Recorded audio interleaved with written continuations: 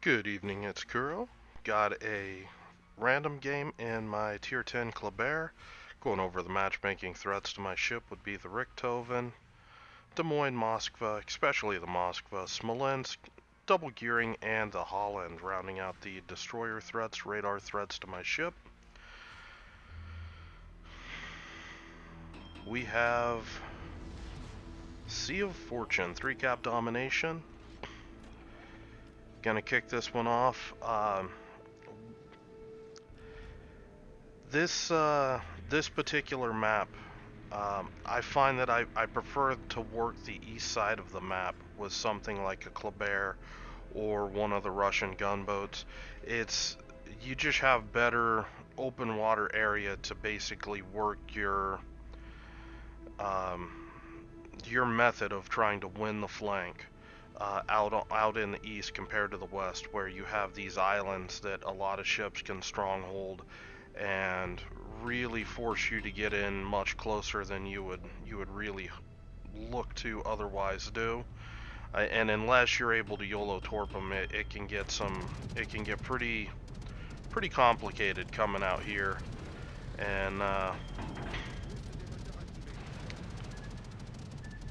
and trying to win out here on the 1, 2, and 3 line. So I spawn closer to the C cap anyway, so I'm just gonna work my magic out here. Um, got a Richthofen that's looking to drop some torpedoes on me. I am gonna burn my speed boost out here. Just make sure I make myself extra hard to hit. Just gonna plow into this torpedo before it can arm, and then just looking to dodge some of these shots coming in here from extended range, particularly with Kleber. Uh, when I'm running speed boost, this ship's pretty hard to hit at these sorts of ranges for most ships. So I'm gonna push in here. I really would like to get some damage going on this Moskva earlier, so I'm gonna throw some perspective shots in here, see if I can't get some damage going on this guy.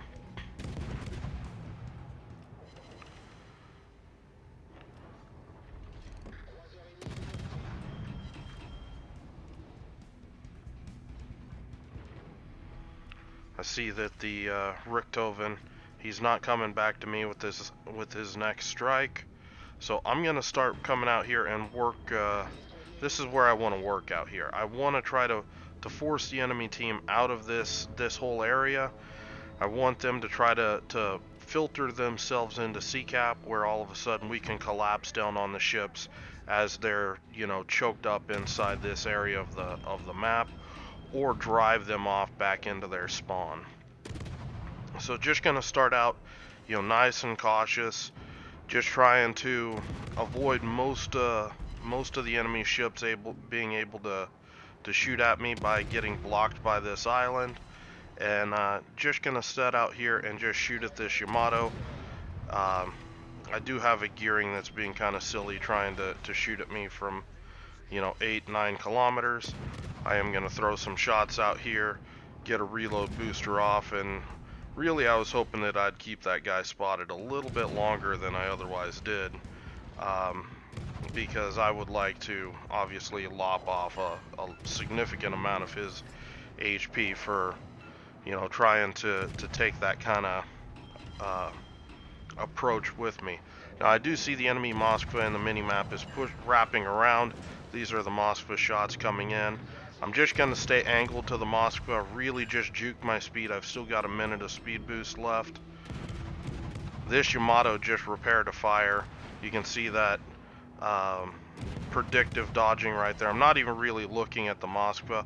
I just know what the Moskva's rough reload is, and I'm changing my speed a couple seconds before that reload is going to come into effect.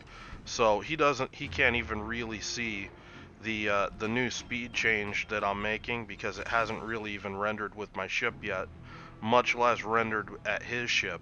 And that's how I'm able to pull off those dodges like that. I'm just getting inside the reload cycle on that ship, and it throws most people their aim right off, because they'll shoot usually as soon as their guns reload, and it takes somebody that's very clever to hold their shot, to actually see what it is that I'm trying to do, to get inside that cycle. And really that only works for one shot, because as soon as I see somebody able to predict that sort of dodge, then I'm going into my next type of dodging. So right here, I got a gearing. For some reason, he just laid a smoke screen here. Moscow, of course, pushes up, radars it. Since the gearing's the furthest forward, I'm just gonna, tank right through this radar if anybody shoots at me. And I want to keep, meeting my mission, get some damage out on this Moskva. Try to get this guy as low as possible, because if we can get this Moskva put down, that's a huge anchor ship out of our way when it comes to the mid and late game. So really just trying to dish the damage here. In hindsight, I do think using reload booster here would help. I had kind of held it, hoping that I would get a longer time with AP here, but that just didn't work. Second volley just all over pens, and kind of a disappointing trade right there on my reload booster. But what I've done has had the impact that I'm looking to do. If you look, I've cleared out the 9-10 line. The Kurfürst is pushing into C-cap. The Moskva is kind of holed up against the island. I suspect the gearing's in the cap as well. So I'm going to come up here and I'm going to dump some torps right through here. That's where I kind of expect the gearing to be. I get spotted, so I know the gearing's around there. And I'm just going to start trying to work these guys over, because they're kind of fish in a barrel right now.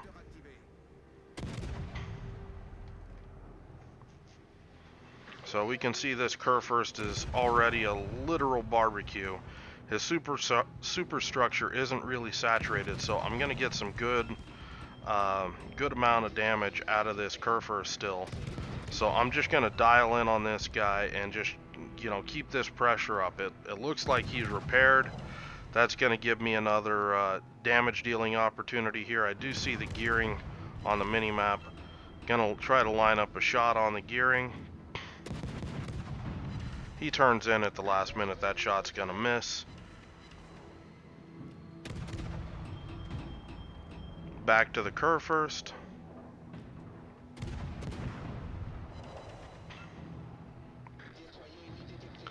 Gearing pops up. Now, we do have a disaster here, and that is our Richthofen, for some reason, has pushed right up into the enemy team. So we've got a huge issue with our Richthofen going to get wiped out right here. And that's really going to complicate things for us. This gearing, in utter madness, pushed right up into a Kleber, and I'm just holding my main battery reload booster just on the offhand chance that gearing does something crazy like that. And he went on ahead and did it, so, just gonna capitalize on that. And our Richthofen goes down. We are now 3 ships down, 2 ships, well, 2 ships now, but 2 caps as well. So we're at a very large points disadvantage and really need to get on these caps as quickly as possible. But the enemy team, it really has a hold on this cap. Just trying to speed juke this Kurfürst. He's the lowest HP ship out here. Got a second fire on him. He's gonna blow his damage control here shortly. And there it is. That buys him a little bit extra time, unfortunately.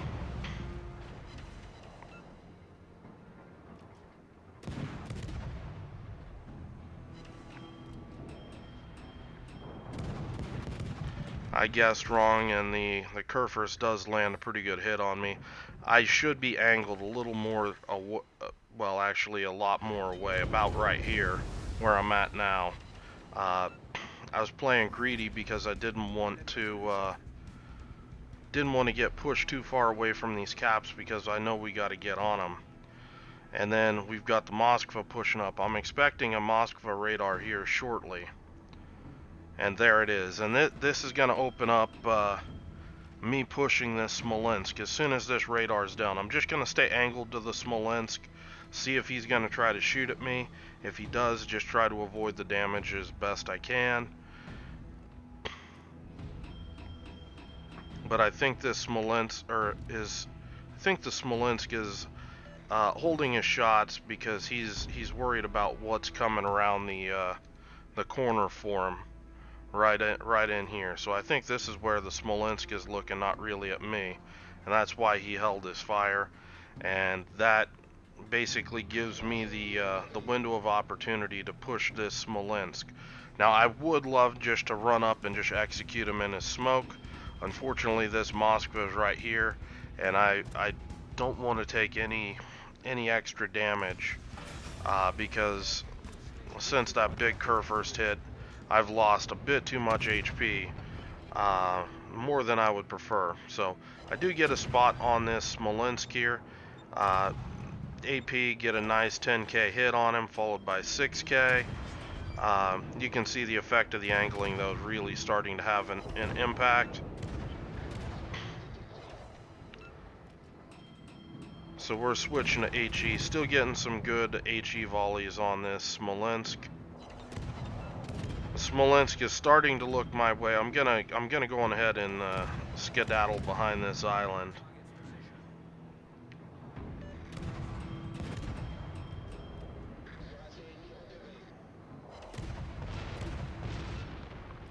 I see that the Smolensk has reversed his guns onto the Thunderer, and my team's able to put down the Thunder. Now that shot tells me the Montana is definitely in B cap. I see that the CV's coming. It's a Richthofen. If I'm able to angle at the end of the Richthoven's drop, he's going to bounce most of his AP. Unfortunately, I got an island here that's going to kind of limit my turn, and with this Montana out here, I can't just race forward. So thankfully the Richthofen passes on me and goes to line up a drop, I believe, on my Goliath. He gets a nice broadside shot into the Goliath. Now here I'm looking at this Montana. I need to make this guy go away, and I'm basically looking right now to see what he's doing. He's not really looking at me, and boom, he shoots. He's done for. And what I'm going to do here, I'm going to go ahead and use these racks of torpedoes to freeze him on this bearing. Then I'm going to cut across in front of him, and I'm going to cut sharp. By turning this far south, I'm trying to force his guns into a situation where they can't really keep up with me. You can see how, as I turn in here, his guns they can't keep up now. I'm able to put down the Montana really without losing too much HP there, and then I'm going to be able to step on B cap. Now, just out of precaution, I went on ahead and I just turn out and angle away here. I do have support that's pushing in here.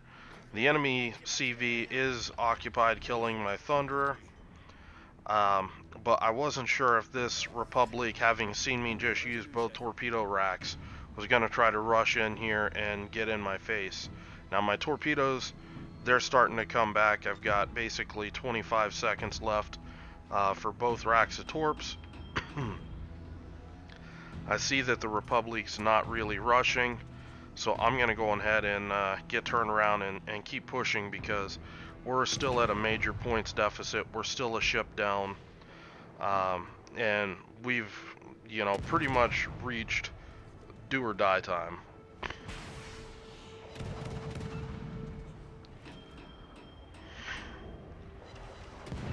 Throwing some shots out here on the Republic. I know that I'm not going to be able to get this guy, but I do think that I might be able to catch this Yamato because he went in front of this island. And there's the Yamato. I see the shots from the Yamato. I'm just going to run at the Yamato, mainly because if we stay here, we're going to lose. And at the very least, I think that if I can kill this Yamato, I can buy my team a little bit more time. Even if I go down in the process, I would be able to you know, buy my team a little bit more time to get into C-cap and freeze the points. Here, just staying bow on, trying to juke the shot. Shot is juked. Switching to AP. Shooting a little low for the AP. Now I'm going to bait him here. He's expecting me to torp at the indicator. Gonna torp just shallow of it. Now, this is critical because now this guy goes into, oh shit, I need to avoid the torpedoes. Him turning his ship like that is going to take his guns off me, and that's going to open up a better damage dealing window for me where I can use my guns against him. He's not really going to be able to shoot at me other than with the secondaries. And because I properly guessed, the only thing he could really do was, you know, basically conduct a very tight turn away. I predicted the turn out. He's basically toast at this point. Unfortunately, boom, Thunder comes around the island again and blaps me with his HE, but my torpedoes are already off, and the point swing works in my team's favor. So even though I went down, I was able to take a higher value ship with me, and that gives my team some precious few seconds that promptly get squandered when my Petro, who, you know, should be coming around and bowing into the Thunder, comes around the island, broadside to a spotted Thunderer, and oof. Not like that. Unfortunately, that leaves my Yamato, who for some reason is sailing back up to B-cap. My Goliath is still trying to make it to A-cap, but all of these guys, they're just out of position right now, especially my Yamato, and that's gonna cost us the game very shortly. My Goliath just doesn't have the HP to keep continuing this fight. Not against a Thunderer that's that healthy, and he's gonna go down right here, and this game will end quickly on points. So, Kleber, she's been nerfed. CVs have made a comeback. Do I think that this ship is still worth it? Yeah, I do. This ship is a menace and a half, especially if it's played by people that know how to get the most out of the guns. This ship has a little bit for everybody. Its AP is great against cruisers. Great torpedoes for rushing battleships. I tend to run it with a full gun build with Demolition Expert. If I were running it in some sort of event with clan battles where you're against more cruisers, things like that, I would probably run an IFHE build. But I mean, this ship is just solid, and it should be it definitely has a place for every destroyer main in their toolbox. It's just an excellent ship. Yes, CVs can be an issue. You're just gonna have to learn to try to play around it the best you can. You know, play it more like a light cruiser, and when you get the opportunities to push in, you know, go like mad. Use that ridiculous speed to get in there and get something done. So unfortunately, this game was basically lost on cap control. We eventually were forced into a situation where you know, we just had to keep pushing caps as fast as possible in order to prevent from losing, and that ended up costing us simply because, you know, we had to take risks that were just too great. So you know, I did a lot of damage this game, still in vain, and it happens. So anyway, I hope you guys enjoyed this game. If you have any questions or comments, leave them below. Hope you're having a good night, and I will talk to you later.